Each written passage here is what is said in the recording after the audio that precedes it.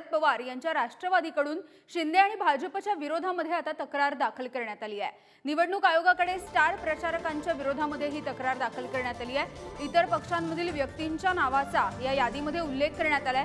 सार्वजनिक पदावरील व्यक्तींचा सुद्धा या यादीमध्ये समावेश आहे। अशाबद्दलची माहिती शरद पवार यांच्या राष्ट्रवादी काँग्रेसने या याचिकेमध्ये नोंदवलेली आहे। लोकप्रतिनिधी कायद्याच्या अंतर्गत शरद पवार यांच्या राष्ट्रवादी काँग्रेसने ही तक्रार दाखल केली आहे। याविषयी बोलूयात, अजय माने आमचे प्रतिनिधी आपल्यासोबत जोडले गेलेले आहेत। अजय, काय नेमकं याचिकेमध्ये म्हटलंय शरद पवार यांच्या राष्ट्रवादी काँग्रेसने?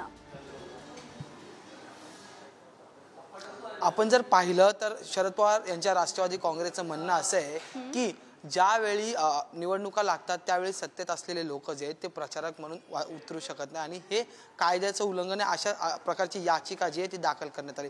आपण जर पाहिलं तर ज्या वेळी भाजपच्या स्टार प्रचारकांची नावं आली त्याच्यानंतर मग शिंदेच्या शिवसेनेच्या प्रचारकांची नावं आली। ह्या दोन्ही यादींमध्ये एकनाथ शिंदेचं नाव भाजपच्या यादीत आहे, तर भाजपच्या यादीत एकनाथ शिंदेचं नाव आहे। त्याच जोडीला केंद्र सरकारमधली जी नेते आहेत पंतप्रधानांपासून सगळ्यांचीच नावं जी आहेत ते या यादीत आहेत आणि त्याचाच मुद्दा घेऊन जे ते आता शरद पवार यांची राष्ट्रवादी जी आहे त्यांनी कोर्टात एक याचिका दाखल केली आहे। त्याच्यात त्यांनी म्हटलेलं आहे की भाजप आणि शिवसेना जी आहे ती नियमांचं निवडणूक आयोगाच्या किंवा मग निवडणुकीच्या आचारसंहितेच्या नियमांचं उल्लंघन करते। जे सत्तेत असतात ते स्टार प्रचारक म्हणून कसे काय यादीत येऊ शकतात एक दुसऱ्यांच्या आणि एक दुसऱ्यांचा प्रचार कसा काय केला जाऊ शकतो असा प्रश्न उपस्थित करत ही याचिका जी आहे ती दाखल करण्यात आलेली आहे। आता नेमकं याच्यावर शिंदेच्या शिवसेनेकडून किंवा भाजपकडून काय बाजू मांडली जाते हे पाहणं महत्त्वाचं ठरणार आहे। कारण की जर भाजपची वरतून खालपर्यंत यादी पाहिली तर पहिलं नाव पंतप्रधान नरेंद्र मोदींचं आहे, त्यानंतर JP नड्डा असतील, इतर केंद्रीय मंत्री असतील, त्याच्यानंतर एकनाथ शिंदे यांचंही नाव जे आहे त्या यादीत आहे। तर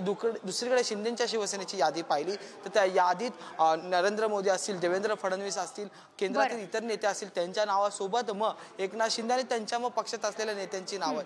त्यामुळे हा मुद्दा उपस्थित करून आता शरद पवारांची राष्ट्रवादी जी आहे त्यांनी याचिका तयार केलेली आणि ती दाखल केलेली आहे। आता त्यामुळे याच्यावर आता सत्ताधारी पक्ष किंवा ज्यांच्यावर हा आरोप केला गेलेला आहे की नियमांचं उल्लंघन केलं त्यांच्याकडून काय मत मांडणार जाणार हे पाहणं महत्त्वाचं ठरलं।